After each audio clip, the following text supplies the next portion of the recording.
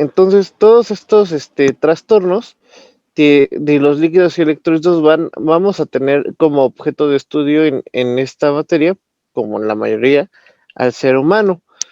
¿Y por qué es importante los líquidos y electrolitos en el humano? Pues porque somos seres vivos que se componen, que tienen una gran composición de todo el cuerpo, que es basada en agua, ¿no? Pero esa agua no está sola.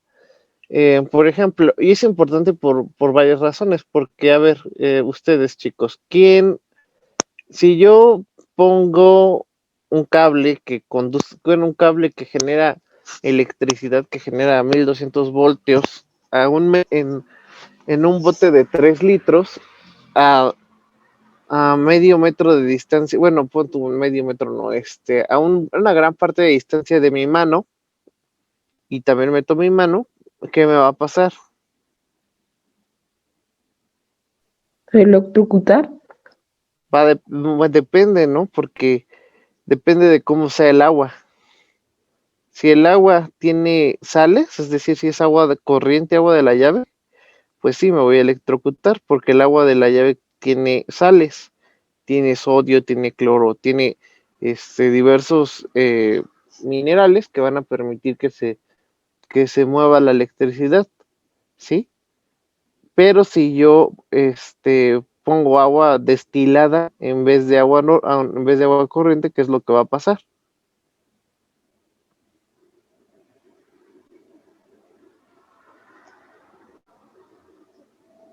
Chicos,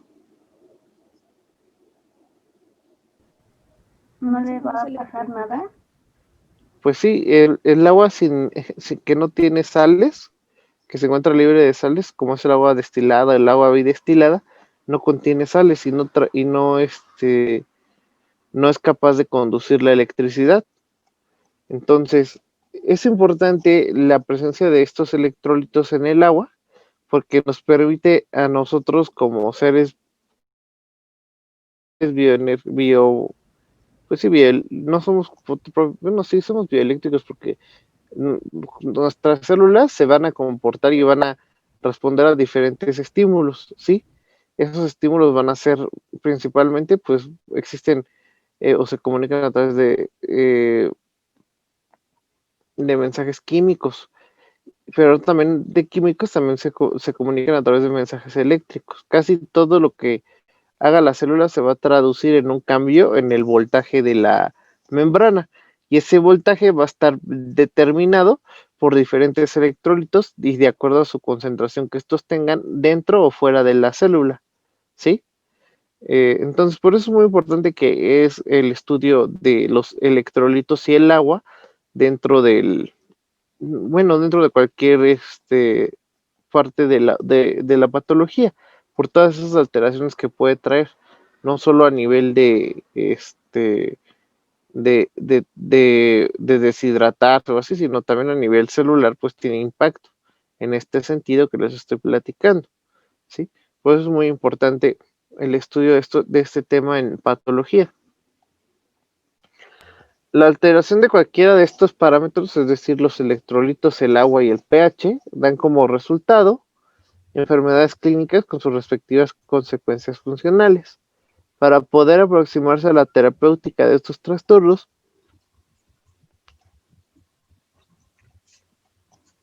se requiere el entendimiento de los principios fisiológicos y mecanismos homeostáticos que regulan el agua corporal, los electrolitos y el equilibrio ácido básico. El manejo de líquidos y electrolitos es el manejo de la homeostasis del medio interno que preserva las condiciones de la vida, del medio interno celular. Y bueno, pues primero hay que saber cómo se encuentran los líquidos. La anatomía de los líquidos corporales cambia con el crecimiento y las enfermedades. ¿Esto por qué va a cambiar? Principalmente va a ser por el tipo de distribución de tejido que tenemos, ¿sí? Cuando nosotros somos más pequeños, pues tenemos más tejido graso y tenemos menos desarrollados los músculos. Entonces, por ejemplo, los bebés, por eso se deshidratan súper rápido, porque ellos tienen una mayor composición corporal de agua, ¿sí? Y además de que la mayoría de su dieta se basa casi en agua. Bueno, o sea, en la leche, pues, pero que está compuesta en gran parte por agua. Entonces, los bebecitos, por eso, con cualquier cosita o con cualquier otra alteración que ellos tengan, ellos se deshidratan súper rápido. Eh, los hombres, por ejemplo, tienen más cantidad de agua que las mujeres, ya en etapas más avanzadas, así es como tienen. Y esto va a depender pues, mucho de la distribución de la grasa, de la cantidad de proteínas que tienen, así como de alteraciones como, por ejemplo, la insuficiencia cardíaca, la insuficiencia renal van a condicionar que se atrapen o se liberen más los líquidos, ¿sí? La distribución de los líquidos guarda proporciones armónicas en la masa corporal y varía con la edad.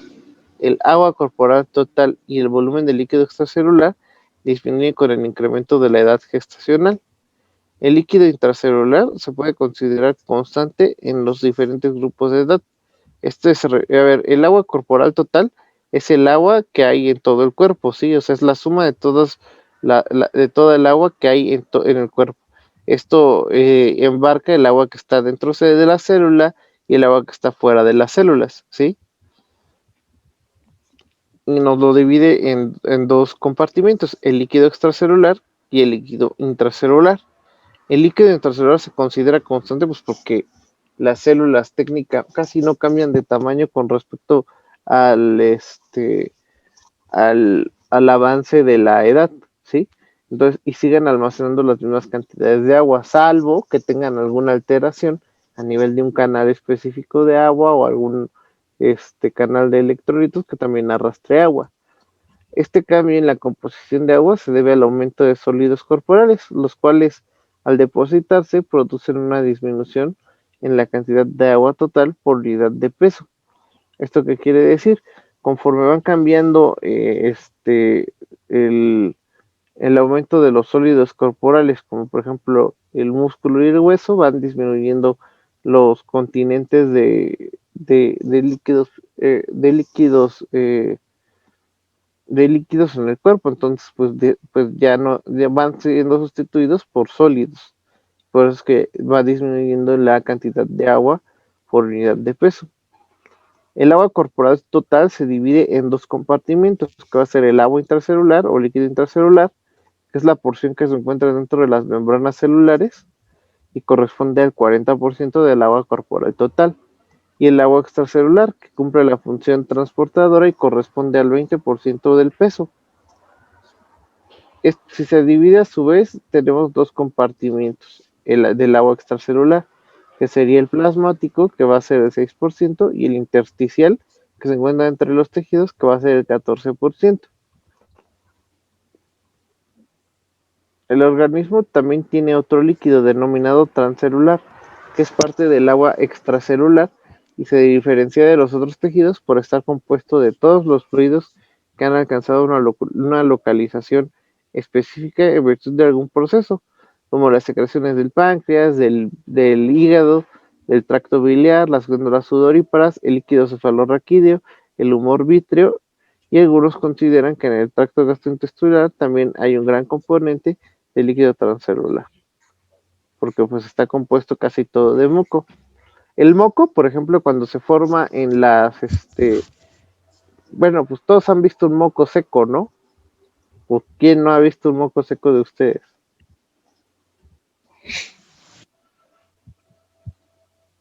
¿Nadie? Bueno, les digo por qué lo consideran un líquido transcelular, porque lo que sucede es que la molécula que se produce que forma el moco se llama mucina, ¿sí? Y es una sustancia que es sólida, ¿sí? Que es seca, en realidad. Pero su objetivo es que cuando capta agua, esta empieza a capturarla realmente y se empieza a hacer como el gel. Hagan de cuenta que es como, ¿han visto esas bolitas de gel que les ponen tantita agua y se empiezan a hacer grandes? Sí, Pues sí. es algo muy parecido. Esta mucina, esta sustancia empieza a capturar agua en su interior hasta que se empieza a hacer grande, ¿sí? y empieza a volverse, a cambiar de un estado sólido a un estado líquido. Y todos esos mocos, todo lo que ustedes están echando, por ejemplo, que ustedes esperan y se suena la nariz y sigue saliendo moco, todo eso es mucosa, ajá. O sea, es decir, es una capa así, como esos mocos, hay una capa que se encuentra rodeando este, todos los tubos o todas las cavidades que tienen forma de tubo, como el intestino, la laringe, la faringe, a ver, espérenme, es que le voy a apagar el micrófono a Guadalupe porque se escucha mucho ruido. Listo. Entonces, ese moco que se forma va a recubrir por dentro a todas las vísceras huecas, como es el caso de los intestinos, la boca, todo eso está cubierto por una ligera capa de moco que tiene la función de pues atrapar y mover diferentes sustancias y agentes que pueden llegar a tener contacto con el órgano propiamente. Y a eso se le llama mucosas. Entonces, por eso le consideran transcelular también a esa parte. Los electrolitos y los líquidos en conjunto ayudan a mantener un estado de homeostasis corporal y estos pueden encontrarse en diferentes concentraciones dependiendo de si son intra o extracelulares. Son ellos cruciales para la mayoría de las reacciones celulares y para controlar la función de estas, que era lo que les estaba platicando. Las características que permiten la interacción dinámica de los compartimientos son: las partículas que están restringidas a un solo compartimiento determinan su volumen. El sodio, el cloro, el bicarbonato determinan el volumen del líquido extracelular y el potasio determina en gran parte el volumen del líquido intracelular. El agua sin sodio cruza las membranas celulares hasta que la osmolaridad sea igual en ambos lados de la membrana. Y la osmolaridad va a estar determinada por el número de moles de algún electrolito y proteínas sobre, es la presión que va a ejercer esto sobre una membrana, ¿sí? Entonces esto nos deja en resumen tres cosas, ¿no? Que el potasio va a ser un ion que va a ser principalmente intracelular.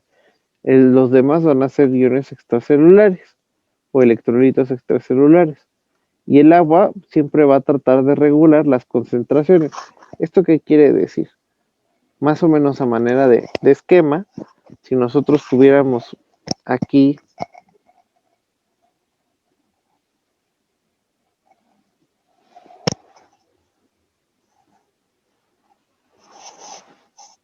por ejemplo, en estas dos,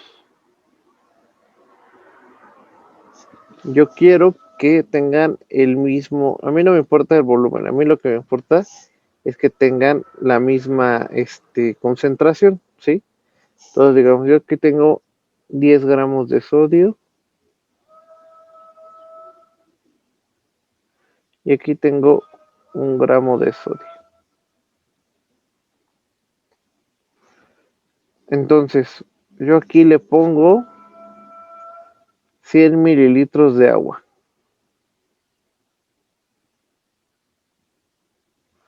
¿Cuánto le tengo que poner aquí para que estén en la misma concentración? En el bote B. Esta solución, ¿en qué porcentaje está de sodio?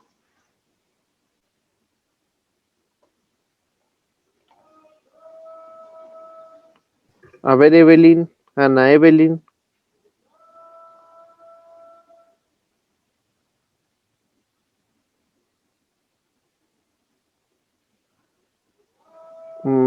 Bueno, a ver, Agustina.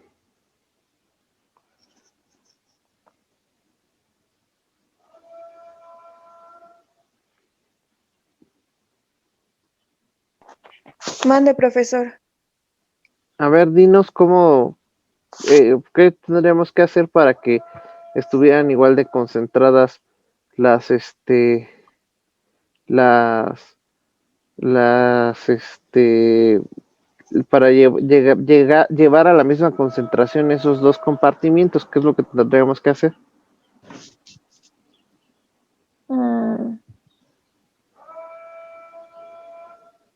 Disculpe, es que me acabo de conectar.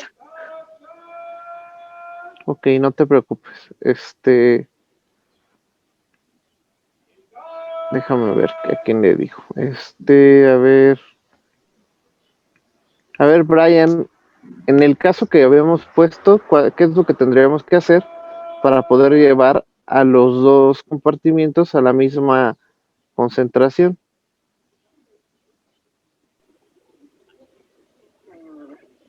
Ay.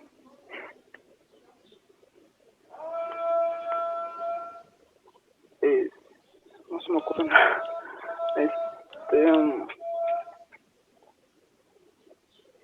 No sabré decirle. Eso es porque no estás poniendo atención. Profesor.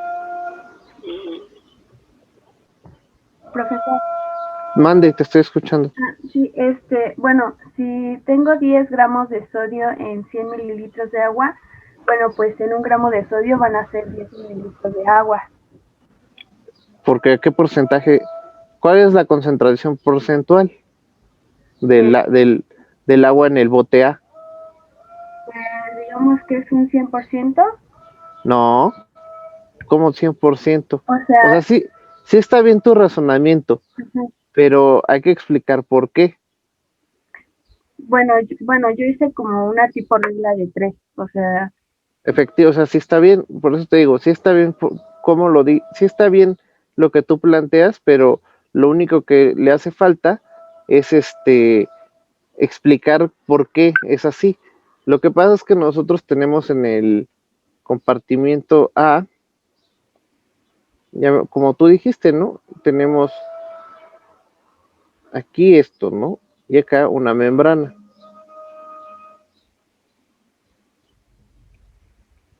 Entonces aquí tenemos, ¿cuánto habíamos quedado? 10 gramos de sodio y acá tenemos 1 gramo de sodio, ¿no? Y tú dijiste que cuánto le tenemos que agregar. Ese tiene 100 mililitros de agua. ¿Y cuánto le tengo que agregar para que esté igual? Tú dijiste que ¿cuánto? 10 mililitros. 10 mililitros. Exacto. Pero ¿por qué está bien? Si nosotros hacemos, sí saben hacerlo o sea, por ejemplo, cuando un dulce, por ejemplo, dice que está hecho 50% chocolate.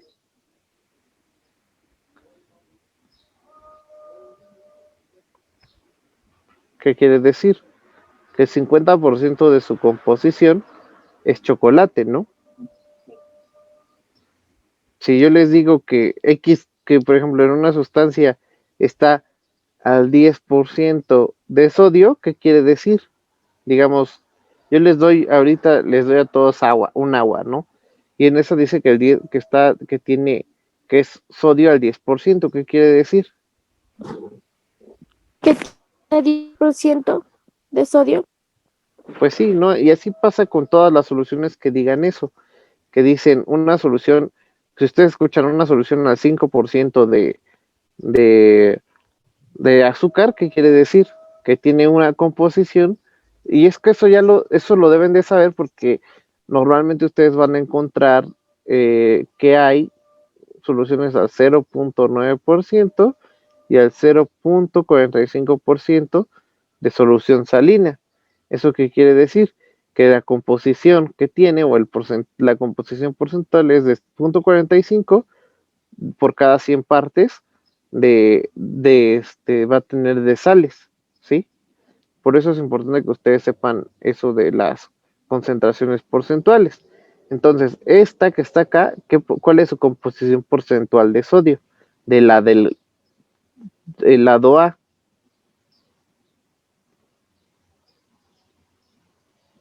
¿Cuál es su composición porcentual?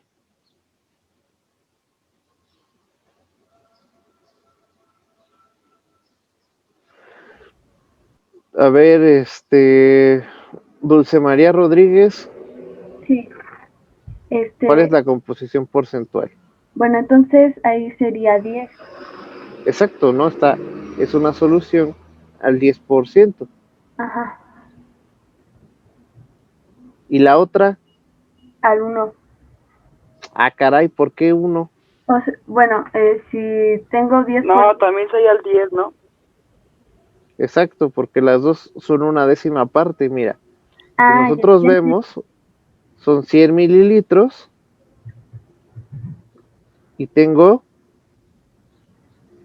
10 gramos, ¿no?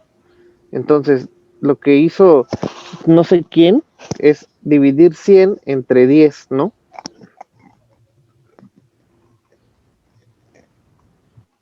Y eso me va a dar como resultado 10. Y ahora, en la otra, en el lado B, esto es el lado A. En el lado B nosotros tenemos 1 gramo y le puso ella 10 mililitros. Entonces, 10 entre 1 nos va a dar igual 10. Las dos están al 10%. Lo que también se hace, o lo que se hace para saber cuál es el porcentaje, es que se divide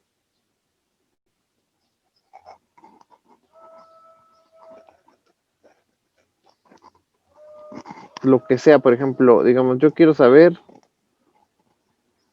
100 mililitros, lo divido en 100 partes. Perdón, entre 100 partes. Esto sería el 100%. Pero cada parte o sea, cada unidad de esas 100 partes equivaldría a 10.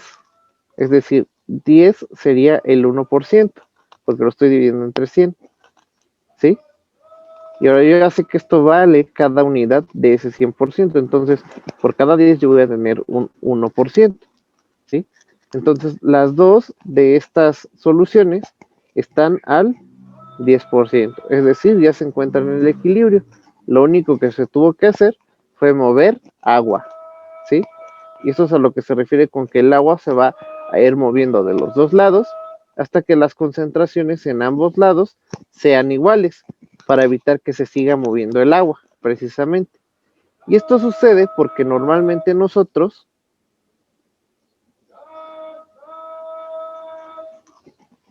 en la célula, pues nosotros en la célula tenemos acá nuestra célula y aquí adentro normalmente está entrando sodio,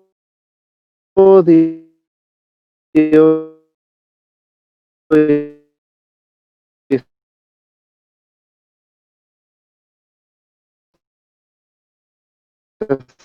tiene que mover también. Se están cambiando las concentraciones y se tiene que mantener la misma concentración de los dos lados, que se tiene que mover también.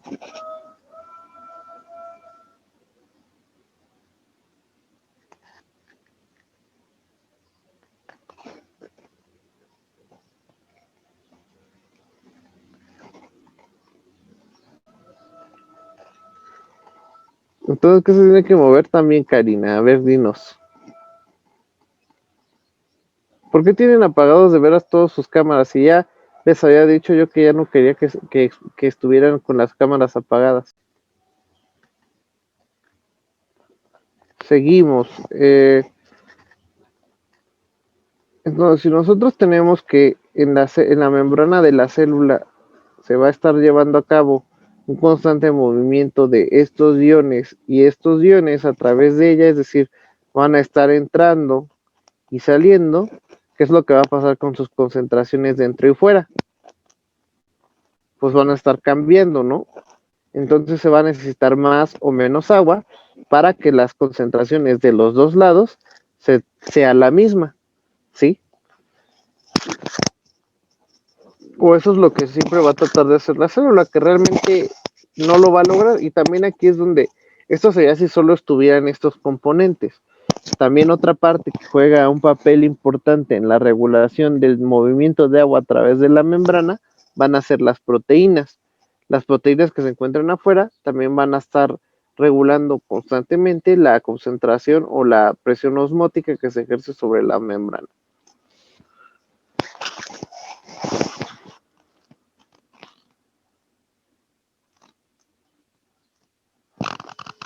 Entonces, los líquidos corporales rara vez se encuentran en su forma pura. Se pueden encontrar como tres tipos diferentes de solución: isotónicas, hipotónicas o hipertónicas. La solución isotónica es la que tiene la misma concentración de solutos que la solución salina y se considera isotónica ya que la concentración de sodio casi se iguala a la concentración de sodio que hay en la sangre. Entonces, ¿esto qué quiere decir? Que esa solución tiene la misma concentración de electrolitos que tendría o que tiene que tiene nuestra sangre, ¿no? El plasma más bien. La solución hipotónica es aquella que tiene una concentración de solutos menor que la de otra solución. Esto es el caso de la solución salina al 0.45, que tiene 75 miliequivalentes por litro de sodio. Y se considera una solución hipotónica porque la concentración de sodio en la solución es menor que la concentración de sodio que tiene el plasma. Ahora, ¿por qué es importante que la solución hipotónica sea así? Porque recuerden que los iones casi siempre se van a mover hacia donde haya más concentración, ¿sí? Ya habíamos dicho que ese es el gradiente. Bueno, el gradiente va a ser más bien hacia donde hay menos, es decir, van a tratar de salir los electrolitos, pero en cuanto al agua, el agua se va a mover hacia donde haya más concentración. Entonces va a seguir el agua en las soluciones hipotónicas. Como la concentración es mayor dentro de la célula, se va a mover hacia dentro de la célula. Entonces las soluciones hipotónicas pueden causar que las células se hinchen y de manera inversa las soluciones hipertónicas hacen que las células se hagan más chiquitas. Las soluciones hipertónicas son aquellas que tienen una mayor concentración de solutos y es una mezcla de una solución salina que tiene 513 mil equivalentes de sodio. Se considera hipertónica porque su concentración de sodio en la solución es mucho mayor que la concentración de sodio en el plasma. Entonces aquí sucede lo contrario que les estaba platicando. Aquí si ustedes administran una solución que tiene más solutos que la solución original, lo que va a pasar si hay una membrana semipermeable de por medio, es que el agua se va a mover hacia donde esté más concentrado todo. Y en este caso haría que las células disminuyeran su tamaño, que era lo que igual ya habíamos visto. Los líquidos y los solutos se desplazan constantemente y las membranas son semipermeables, es decir, permiten el paso selectivo de solutos en especial. De diferentes formas en las que los líquidos y los solutos se mueven a través de las membranas, y esto va a ser a través de otro tipo de transportes. La que uno sería la difusión, que es el predominante; otro el transporte activo, que es cuando en este se gasta energía para poder mover determinados solutos; la ósmosis, que va a ser la presión que ejercen sobre las membranas y la regulación de las concentraciones y la presión sobre las mismas; la presión hidrostática, que va a ser determinada por la cantidad de proteínas; y la presión coloidosmótica, que va a ser determinada por todos los componentes de los líquidos y el efecto que van a tener sobre la membrana. En la difusión de los solutos se desplazan de un área donde haya mayor concentración hacia donde hay menor concentración. Y esto va a depender de la permeabilidad de la membrana, del gradiente de presión que la rodea y de la carga eléctrica de las partículas. En una forma de transporte pasivo, porque no requiere energía para que suceda, o simplemente sucede, ¿sí? Es decir, los solutos lo que van a buscar era lo que les estaba platicando: moverse hacia donde haya menos concentración, mientras que el agua siempre se va a mover hacia donde haya más concentración. Esto va a ser en una membrana semipermeable. Entonces, suponiendo que está fuera activa, pues el agua se va a mantener donde haya más concentración. Pero aquí lo que hay que va a permitir que esto esté cambiando constantemente van a ser transportadores, que van a facilitar el movimiento de moléculas en contra de su gradiente de concentración. Y esto va a permitir que haya un constante equilibrio o un constante movimiento de diferentes sustancias. El transporte activo: los solutos se desplazan de un área de donde su concentración es menor hacia un área donde es mayor, y esto ya habíamos platicado, no queda como en el metro, que aquí para poder salir, en el caso de que quisieran salir, van a necesitar energía, porque solitos no lo van a lograr, entonces van a gastar moléculas de ATP para vencer ese gradiente de concentración. En la ósmosis, el flujo va a ser de solventes desde una solución con menor concentración de solutos hacia una solución con mayor concentración de solutos. Este tipo de transporte se detiene cuando la cantidad de líquidos que se ha desplazado por la membrana que iguala la concentración de solutos a ambos lados de la membrana, que era lo que yo les comentaba, ¿no? Se van a mover líquidos y electrolitos hasta que se encuentren en la misma concentración. Y esto no quiere decir que a fuerza haya la misma cantidad de sodio. O sea, si nosotros regresamos al ejemplo de los 10 gramos y 1 gramo, pues la cantidad es muy diferente, ¿no? Es 10 veces más en un lado con respecto al otro. Pero la cantidad de líquido hizo que las concentraciones fueran las mismas en ambos lados. Luego aquí dice, la presión hidrostática capilar del extremo arterial permite el paso de líquidos y partículas desde los capilares hacia el espacio intersticial. Es decir, va a ser la presión que va a ejercer el agua y las proteínas sobre ciertos componentes para que estos se filtren hacia el espacio intersticial. La presión coloidosmótica está determinada principalmente por proteínas, y las proteínas van a ser un gran acarreador de agua, ¿sí?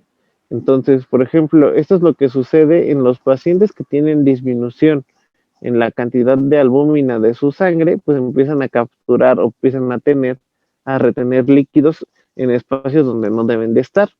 Esto es porque ya no tienen albúmina y ya no jalan el agua, sino que se van hacia el tejido intersticial, como en este ejemplo. Ajá, lo que sucede es que hay más proteínas fuera del plasma que dentro. Por ejemplo, ¿ustedes han visto a las personas que tienen insuficiencia renal? ¿Qué les pasa en sus piernas? Se hinchan. Y eso es por eso, porque generalmente los pacientes que tienen insuficiencia renal empiezan a filtrar la albúmina a través de los riñones. Entonces pierden la concentración de albúmina normal, y esto hace que se filtre el agua de un lugar a otro, ¿sí? Bueno, que esto viene acá. Los riñones tienen la función primordial de regular el medio interno. Si no funcionan de manera adecuada, el organismo puede tener grandes dificultades para controlar el balance hídrico. El manejo del agua está relacionado con la filtración glomerular y la función tubular. Procesos que maduran con la edad. La filtración glomerular del niño de término es de 25% la de un adulto, y alcanzas los valores de a los 2 años de edad.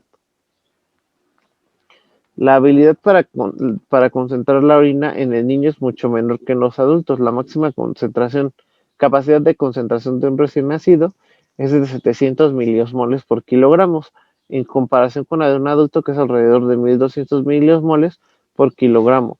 La capacidad que solo se alcanza a los 6 a 12 meses de edad. Aquí nosotros tenemos una imagen del glomérulo. En el riñón, como ustedes ya lo debieron haber visto en los cursos de anatomía y fisiología, tiene una unidad funcional básica, que es el glomérulo, que es una serie de vasos que se encuentran, es una madeja de vasos, o un vaso que está súper enrollado, que tiene pequeños fenestras o ventanitas por las cuales empiezan a pasar los líquidos. El riñón, de lo que se encarga en el cuerpo, es de filtrar la sangre. O sea, literalmente filtra la sangre, porque llegan toda la sangre del cuerpo tiene que llegar eventualmente hacia el riñón, y del riñón se va a estar limpiando. Es decir, va a estar separando lo que sirve de lo que no. Entonces la orina es un ultrafiltrado de la sangre, ¿sí? Por eso es que cuando hay alguna alteración a nivel de riñón, por ejemplo, a veces cuando la barrera hematoglomerular no funciona, pues ¿qué es lo que empieza a ver en la orina? Pues sangre, porque no filtra de manera adecuada a los electrolitos. A los eritrocitos. Entonces los eritrocitos, cuando se rompe esa membrana de filtración, se empiezan a ir hacia la orina y la orina se va a teñir de rojo, como la sangre, ¿sí? Para ayudar a mantener el balance del sodio y el agua en el organismo, lo mismo que para mantener el volumen sanguíneo y la presión arterial, las células yuxtaglomerulares renales son sensores que se encargan de detectar la cantidad de sodio que hay en la sangre. Y cuando esta concentración se ve alterada, empiezan a secretar una enzima que se llama renina. Y la renina va a ser la primera enzima que participa en el eje renina-angiotensina-aldosterona. La renina va a llevar a cabo la conversión hacia angiotensina 1 del angiotensinógeno y va a activar, y después en otro lado se va a convertir en angiotensina 2. Esto va a incrementar la presión y es como cuando ustedes, por ejemplo, si ustedes quisieran que el agua pasara más rápido, ¿qué es lo que van a hacer en un tubito? Cuando ustedes quieren que pase más rápido el agua, ¿qué es lo que hace, lo que quieren que haga? ¿Qué es lo que hace? ¿Qué es lo que le hacen al tubo?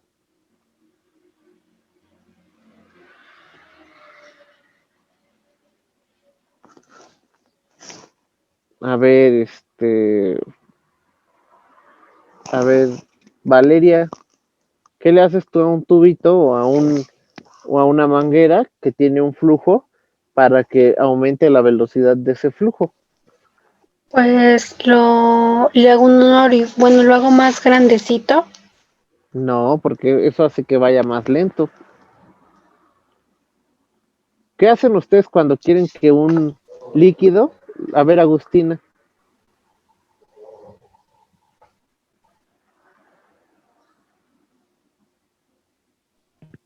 ¿Se puede ejercer más presión? exacto, le aprietan al tubo para que con esto va a hacer que en una parte aumente la velocidad con la que va a salir el tubo, ¿no? ¿Qué es lo que hacen, por ejemplo, con la manguera cuando no alcanzan a quitar alguna parte o alguna suciedad? Le aprietan, ¿no? Es lo que hace la Karcher. La Karcher le mete una presión y además disminuye el orificio por el que sale para que el agua pase más rápido, ¿sí? Mete presión y disminuye el diámetro para que aumente la velocidad. Y esto es lo que hace el cuerpo. Lo que hace el cuerpo es que desata este mecanismo para que aumente la filtración. Cuando detecta cantidades altas de sodio, se libera este mecanismo para que filtre más rápido el sodio. Entonces, lo que hace con las arterias que llegan al glomérulo es que las hace más pequeño el diámetro para que pase con más presión el líquido. Entonces, filtre más sodio del que normalmente filtraría. ¿Sí? ¿Sí o no? Sí. Uh-huh. Sí, bueno, pues ya se acabó por hoy la clase. Nos quedan 3 minutitos.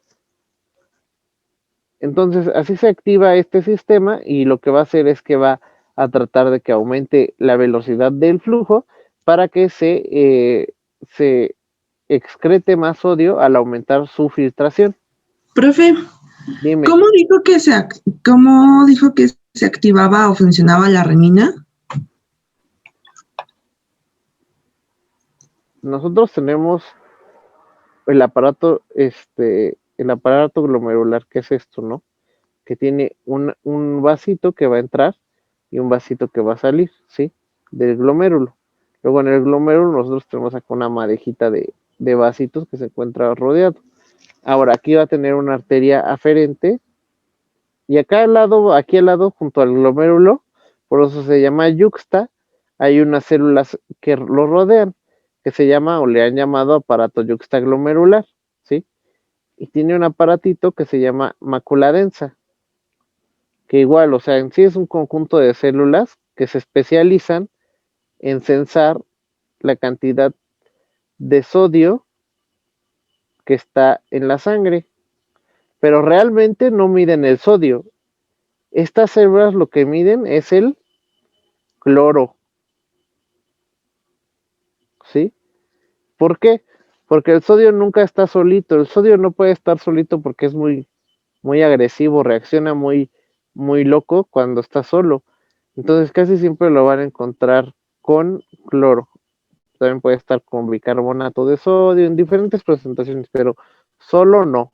Entonces este va a estar en cloruro de sodio. De hecho, siempre también en las soluciones no dice solución de sodio. Es solución salina, porque tiene una sal de cloruro de sodio. Entonces lo que va a detectar son los niveles de cloro, dándonos una medición indirecta del sodio que hay en la sangre. Entonces este aparato, cuando está aquí y detecta que hay un aumento en las concentraciones de cloro, activa o libera una enzima que se llama renina. Y esta renina lo que va a hacer es que normalmente hay en la sangre circulando otra sustancia que se llama angiotensinógeno.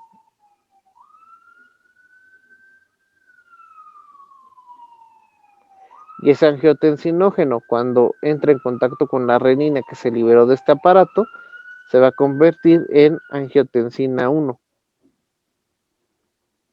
¿Sí? Y luego en algún otro lugar, principalmente a nivel pulmonar,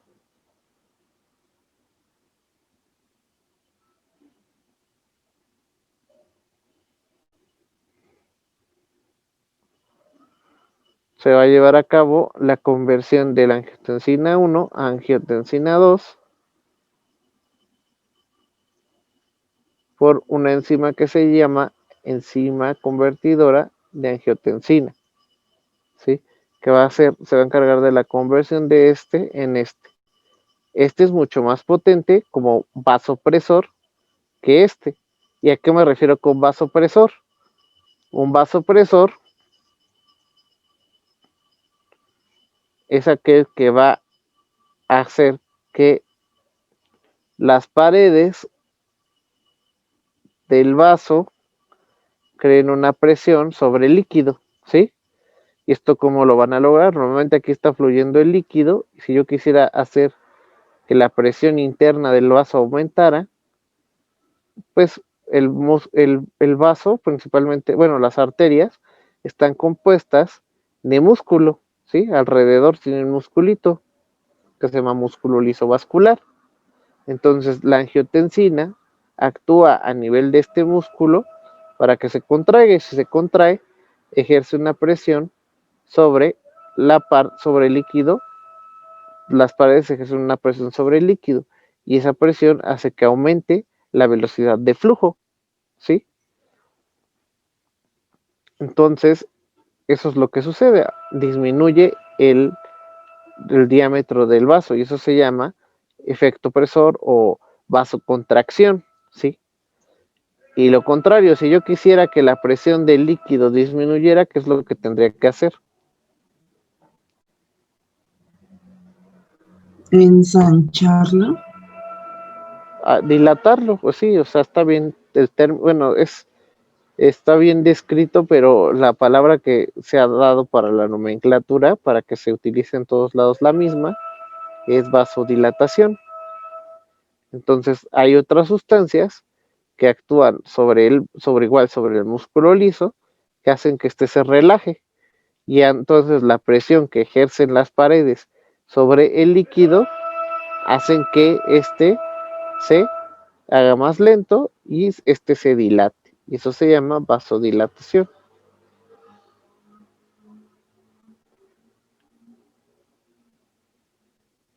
Y como propiamente no es una presión, sino una tensión que se ejerce a nivel del vaso, por eso es que se llama tensión arterial y no presión arterial, ¿sí?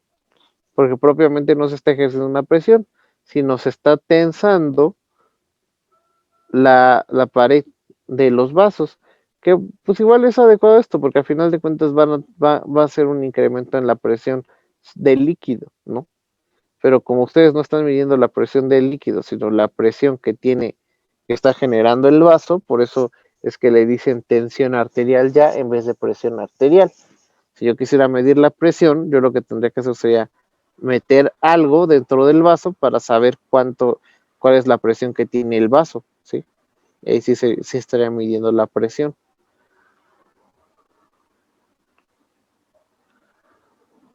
Y ya, eso sería todo. Nos vemos ahorita en la clase de biología. Que les vaya bien. Bye.